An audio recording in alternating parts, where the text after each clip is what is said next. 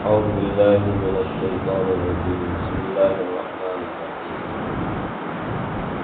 ولقد نصركم الله ببدر وأنتم أذلة فاتقوا الله لعلكم تشكرون إذ تقول للمؤمنين ألن يكفيكم أن يمدكم ربكم ب3,000 من الملائكة منزلين بلى إن تصبروا وتتقوا ويأتوكم من فورهم هذا يمددكم ربكم ب5,000 من الملائكة مسبحين۔ سورہ آل عمران کی 3 آیتیں آپ کے سامنے پڑھی ہوئی، 123، 124، 125۔ پچھلی آیتوں میں جنگ احد کا ذکر تھا، آئندہ آیتوں میں بھی غزوہ احد، جنگ احد کا ہی ذکر آنے والا ہے۔ اب درمیان میں جنگ بدر کا بھی ذکر ہے بطور مثال۔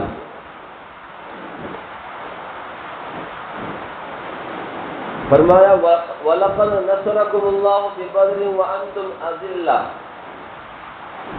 تحقیق کہ اللہ نے تمہاری مدد فرمائی بدر میں اور تم کمزور تھے۔ یہ اللہ تعالیٰ نے ایک مثال دی۔ جنگ احد میں جو مسلمانوں سے کوتاہی ہوئی، تھوڑی سی کوتاہی کیا ہوئی کہ جنگ کا نقشہ بدل گیا، جیتی ہوئی جنگ مسلمانوں نے ہاری۔ اس کی وجہ کیا؟ صبر اور تقوی میں کمی۔ صبر اور تقوی میں اگر ذرا بھی کمی ہو جائے تو کامیابی ناکامی میں بدل جاتی ہے۔ اب دیکھو اللہ تعالیٰ مثال دے، اللہ نے تمہاری مدد فرمائی بدر کے موقع پر۔ بدر میں تم کیسے تھے؟ وَأَنْتُمْ أَذِلَّةٌ، تم ایک دم کمزور تھے، تم تعداد کے حساب سے بھی تم کمزور تھے، تمہاری تعداد مشرکین کے مقابلے میں تھوڑی، سامان حرب ہتھیاروں کے حساب سے بھی تم کیا تھے؟ کمزور، تمہارے پاس ہتھیار نہیں تھے، یہ کیا 2 تلواریں تھیں بس، اور سامنے جو لشکر ہے تعداد میں بھی زیادہ اور وہ ہتھیاروں سے لیس،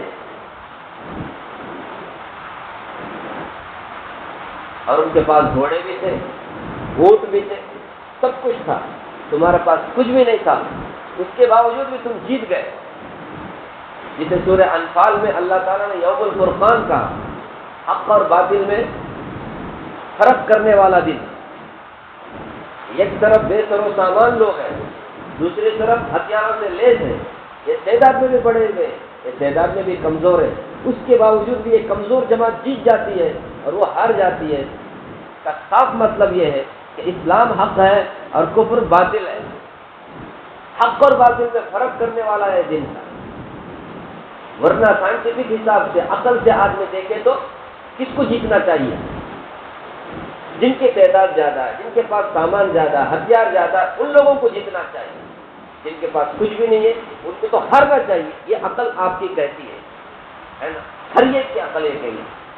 اس کے باوجود بھی کمزور لوگ جیت جاتے ہیں اور ہتھیاروں سے لے طاقتور لوگ ہار جاتے ہیں۔ اس کا صاف مطلب ہے کہ یہ کمزور لوگوں کے پیچھے کائنات کو بنانے والا وہ خالق و مالک، اس کی طاقت ہے، اس کی مدد ہے، اور ان کے پاس اس کائنات کے خالق اور مالک کی مدد نہیں، تب جا کر یہ ہار جاتے ہیں۔ اللہ کے وجود پر بھی یہ دلیل ہے، اور اللہ اسلام کو پسند کرتا ہے، اسلام کے علاوہ اور کوئی دین اللہ کو پسند نہیں ہے، اس کی بھی کیا ہے یہ علامت ہے۔ اس لیے یوم الفرقان کہا جاتا ہے بدر کے اس معرکے کے دن۔ فرمایا وَلَقَدْ نَصَرَكُمُ اللَّهُ بِبَدْرٍ وَأَنْتُمْ أَذِلَّةٌ، اللہ نے تمہاری مدد فرمائی بدر میں جبکہ تم کمزور تھے۔ بدر سب جانتے ہیں، نہیں جانتے تو جان لیں کہ مدینہ اور مکہ کے درمیان میں ایک علاقہ ہے بدر، قریب مدینے سے 70-80 میل کے فاصلے پر، آج کل کے حساب سے 150 کلومیٹر بول سکتے ہیں، مدینے سے ایک 150 کلومیٹر کی دوری پر بدر ایک مقام ہے، بہت بڑا، 5-6 میل پر مشتمل ایک بڑا میدان ہے۔ اصل میں بدر ایک آدمی کا نام ہے، زمانے جاہلیت میں ایک آدمی کا نام بدر بن نارین، اسی طرح بدر بن قیس، اس طرح کا نام آتا ہے. اس کا نام بدر. اس نے ایک کنواں بنایا، اس علاقے میں کنواں بنایا. وہ کنواں بدر کے نام سے کیا ہو گیا؟ جو آدمی جو چیز بنا رہتا ہے اس بعد میں اسی کے نام سے وہ چیز منسوب ہوتی ہے. اب تو لوگ مسجد کا بھی نام اپنا رکھتے کہ نہیں. میں بنایا، میں مسجد بناؤں گا، لیکن مسجد کا نام کون سا ہونا؟ بعض لوگ شرط لگاتے ہیں، بنا تو ہو لیکن مسجد کا نام میرے ماں کے نام میں رکھنا، نہیں تو میرے نام میں رکھنا، نہیں تو میرے دادا کے نام میں رکھنا. کچھ لوگ کنڈیشن رکھتے ہیں. نہیں رکھنے والے اچھے ہیں، کنڈیشن رکھنے والے بیوقوف ہیں. تم اللہ کے لیے کر رہے نا، چھوڑ دو یار، نام کائی کے لیے تمہارے نہیں. وہ قیامت تک یاد رکھنا تمہارے جو لوگ کیا یاد کریں گے، اللہ یاد کرے تو بس ہے نا. خیر، تو بعد میں اس کے نام سے وہ کنواں کیا ہو گیا؟ مشہور ہو گیا. اب اس علاقے کا انعام کیا پڑ گیا؟ بدر بول کر پڑ گیا. ورنہ بدر کوئی نبی کا اس کا نام نہیں، زمانہ جرت کا آدمی کا نام ہے جس نے کنواں بنایا. یہ ساحلی علاقہ جو سمندر کے کنارے ہے اس سے قریب ہے یہ علاقہ بدر. وہاں پر یہ معرکہ پیش آیا، بہت بڑا معرکہ تھا. مدینہ ہجرت کرنے کے بعد مسلمان جو کافروں سے لڑے ہیں، سب سے پہلی لڑائی، سب سے بڑی لڑائی یہی. اس سے پہلے چھوٹی چھوٹی لڑائیاں ہوئی، چھوٹی چھوٹی جھڑپیں ہوئی، لیکن بڑا معرکہ یہی بدر. 2 سن ہجری میں رمضان کا 17 تاریخ جمعہ کا دن تھا. اس دن اور اس تاریخ میں، اس مہینے میں 2 سن ہجری میں یہ واقعہ پیش آیا. اتفاقی طور پہ مسلمان کو لڑنے کے لیے نہیں گئے تھے، بس وہ تجارتی قافلے کو روکنے کے لیے گئے تھے. لیکن اللہ کو تو مسلمان اور کافروں کے درمیان میں لڑانے کا ارادہ تھا، تاکہ ساری دنیا کو پتہ چلے کہ یہ قوم جو مسلمان ہے یہی کیا ہے؟ برکت. تو اس طرح سے یہ واقعہ پیش آیا. فرمایا اس ٹائم پہ فرمایا وان تو مذلہ، کمزور تھے، کیا بھی نہیں تھا تمہارے پاس، لیکن اللہ نے تمہاری مدد فرمائی. فاتقوا اللہ لعلکم تشکرون، اس لیے کیا کرو؟ اللہ سے ڈرو. کہ مدد اور نصرت تعداد کی بنیاد پہ نہیں، ہتھیاروں کی بنیاد پہ نہیں، اس کے بنیاد پہ اللہ کی مدد کی بنیاد. کامیابی ناکامی اللہ سے ہے، ہتھیاروں سے نہیں. اس لیے اللہ سے ڈرو. اللہ سے ڈرنے کا مطلب کیا؟ وہ لوگ نہیں ڈر رہے تھے، یہ کیا صحابہ نہیں ڈر رہے تھے. یعنی تقوی کی جو 100% تقوی ہونا. خالی پیلی مسجد میں تو ڈر رہے، مسجد کے باہر نہیں ڈر رہے. یہ کوئی تقوی ہے؟ لقوہ بولنے کا تقوی نہیں بولتے. زندگی کے ہر کام میں کیا ہو؟ اللہ کے نافرمانی سے آدمی بچے، اس کو تقوی بولتے ہیں. سب سے پہلے کفر سے بچنا، شرک سے بچنا، بڑے بڑے گناہوں سے بچنا، چھوٹے چھوٹے گناہوں سے بھی بچنا، اور جتنے سارے کام اللہ کی طرف سے کرنے، جو احکامات اللہ کے ان پر عمل کرنا، یہی کیا ہے؟ تقوی ہے. تو فاتقوا اللہ، اللہ سے ڈرو، لعلکم تشکرون، تاکہ تم اللہ کی شکر گزار بن سکو. اللہ کا شکر گزار بنتا وہی آدمی جس کے اندر تقوی ہوتا ہے. جس کے اندر تقوی نہیں، وہ ہرگز اللہ کا شکر ادا نہیں کرتا، وہ تو ناشکری کرتا ہے. لیکن سب سے پہلا تقوی کے خلاف کیا ہے؟ کفر. آدمی کافر بنتا ہے. اللہ کا انکار، نبی کا انکار، قرآن کا انکار، یہ اللہ کا کیا شکر ادا کرے؟ شرک کرتا ہے. اللہ کے مقابلے میں کسی اور کی پوجا، کسی اور سے مدد مانگنا، کسی اور کے سامنے ہاتھ پھیلانا، کسی اور کے سامنے جھکنا، ایسا آدمی اللہ کا ناشکر ہے.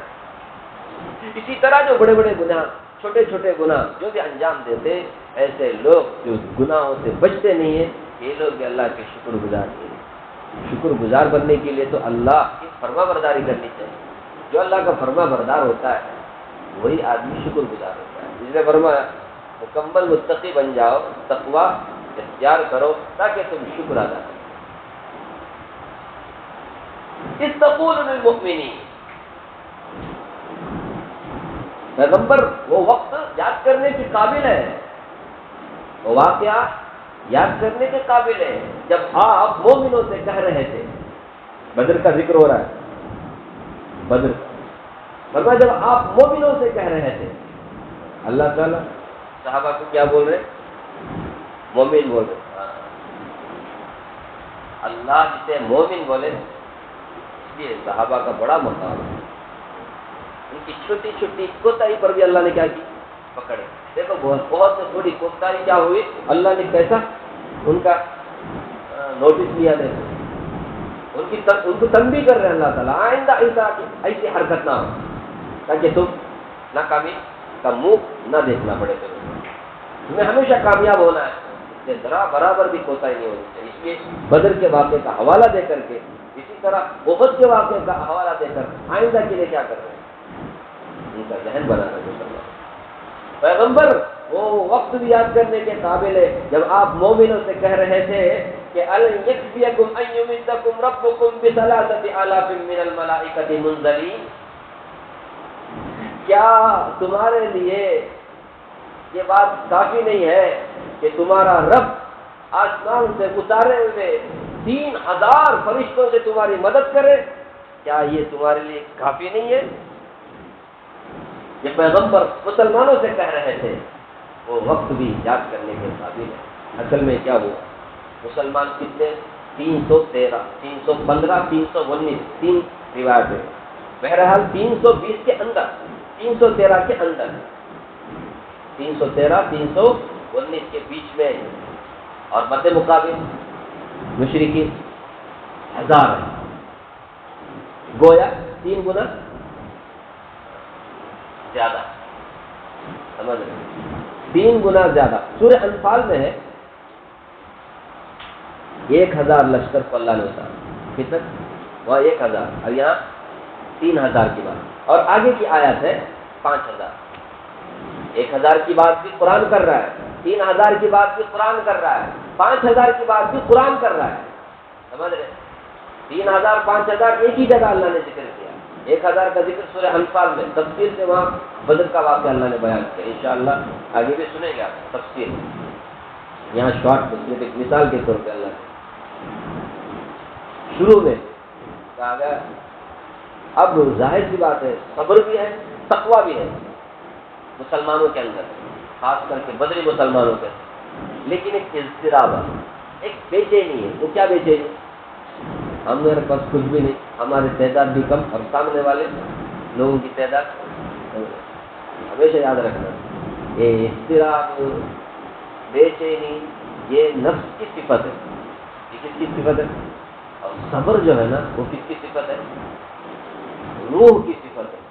جب روح کی صفت جسم اور نفس کی صفت پر غالب آتے نا تو پھر روح کامیاب. صبر کس کی صفت ہے؟ ان کے اندر صبر تھا کیا نہیں؟ اگر روح غالب نہ آئے جسم پر، نفس پر، تو پھر آدمی بے چین ہوتا ہے. اب اللہ تبارک و تعالیٰ مسلمانوں کے بے چینی کو، اضطراب کو دور کرنے کے لیے، ان کے اطمینان قلب کے لیے شروع میں کیا کہا؟ 1000 فرشتے تمہاری مدد کے لیے آ رہے ہیں. کیونکہ سامنے والوں کی تعداد بھی کتنی ہے؟ ارے بدر میں مشرکین کی تعداد کتنی تھی؟ 1000 تھی. مسلمانوں کی 313 350 15 319، تو 3 گنا زیادہ تھے. 1000 تھے تو اس لیے اللہ نے شروع میں کیا کہا؟